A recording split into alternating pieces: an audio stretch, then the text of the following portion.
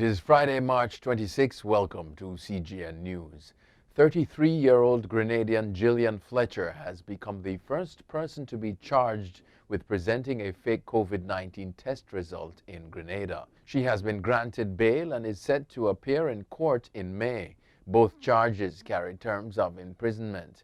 Fletcher had tested positive for COVID-19 and the charges were laid after she was medically cleared. Reports are that a doctor who reviews results from travelers at the Maurice Bishop International Airport observed inconsistencies with the result Fletcher presented when she arrived from New York. The matter was investigated and the findings passed on to the police. Former Prime Minister of Jamaica Bruce Golding has been hospitalized. In a statement late Thursday evening, his daughter Shireen Golding Campbell said the former Prime Minister was admitted for a recurring health condition. He is under observation at the Tony Thwaites wing of the University Hospital of the West Indies. Golding was also hospitalized in January and did a series of tests before being discharged. Last week, Wednesday, Golding and his wife Lorna received their COVID-19 vaccinations in a demonstration intended to encourage Jamaicans to get jabs against the deadly disease. Bruce Golding served as Prime Minister of Jamaica from 2007 to 2011. The National Emergency Management Organization, NEMO, in St. Vincent has warned residents living near the La Soufriere volcano to heighten their preparedness in case it becomes necessary for them to be evacuated at short notice. The warning from NEMO came this week as scientists have noticed a change in seismic activity associated with the ongoing effusive eruption of the volcano. NEMO said that the alert level remains at orange and no evacuation order or notice has yet been given. The volcano is closely monitored by a team of scientists from the Soufriere Monitoring Unit, the University of the West Indies Seismic Research Center, and the Montserrat Volcano Observatory. Orange is the third highest on the four-level scale, with the red being the highest. A Haitian appeals court has ordered the release of more than a dozen people accused of plotting a coup against embattled President Jovenel Moïse.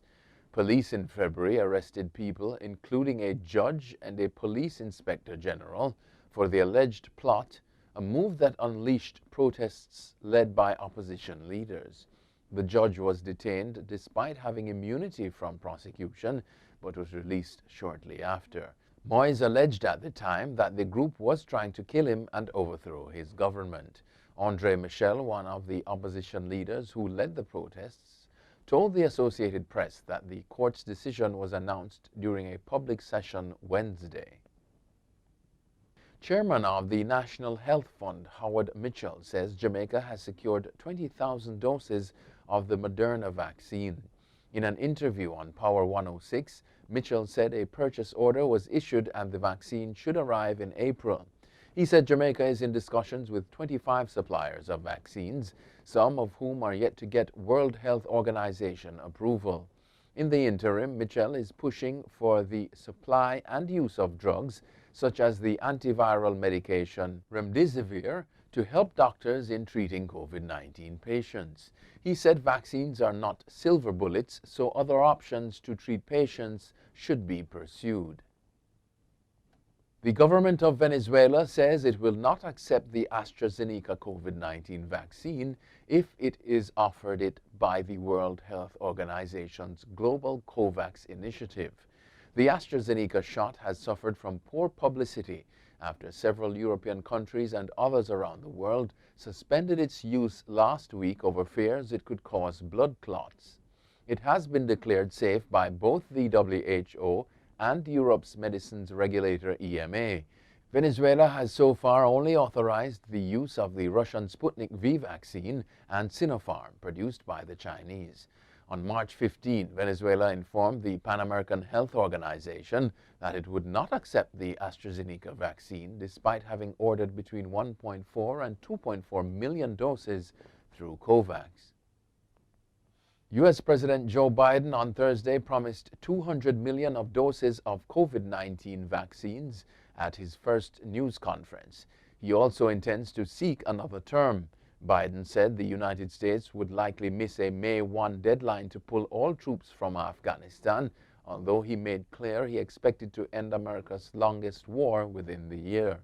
Biden waited longer than any modern president to hold a news conference, with his aides apparently worried that the freewheeling 78-year-old politician would veer off a carefully crafted message. But Biden appeared at ease and in command as he cast himself as a seasoned Washington operator who would tackle pressing problems starting with COVID-19. The University of Southern California, USC, has agreed to pay more than $1 billion to patients treated by a former campus gynecologist accused of sexual abuse. It is the biggest sex abuse-linked payout in higher education history. George Tyndall was arrested in 2019 and charged with sexually assaulting 16 female patients, allegations he denies. More than 350 women have spoken out about their experiences as patients of the gynecologist. Dr. Tyndall, now 74, is awaiting trial. Lawyers for 710 women suing the university told a judge at the Los Angeles Superior Court they had settled for claims for $852 million. USC had already agreed in 2018 to pay $215 million in a class action case.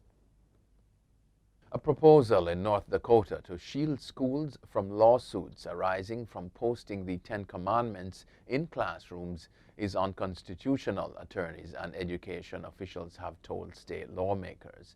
Officials said the bill likely violates the clause in the First Amendment of the U.S. Constitution that prohibits the establishment of religion by the government. But the Judiciary Committee gave the legislation an 11-3 do pass recommendation, hoping that a requirement that it is included in a display of historical documents would fend off legal challenges. The full House will consider the bill later. Proponents of the legislation say it is intended to promote moral behavior in schools. And finally, a Dutch travel firm will take nearly 200 people for an 8-day holiday in Greece, aimed at seeing if tourism is feasible during the COVID-19 pandemic. Those picked will have an all-inclusive getaway on the island of Rhodes at a cost of $472 per person, but there are some catches. They will not be allowed to leave the resort and will have to quarantine for up to 10 days when they return home to the Netherlands. At least 25,000 people have signed up for the government-backed experiment. But questions have been raised about whether enabling such escapism is responsible or reckless at a time when the infection rate and hospital admissions are on the rise, the BBC reports. That's it for CGN News. I'm Scott Wilson. Thanks for watching.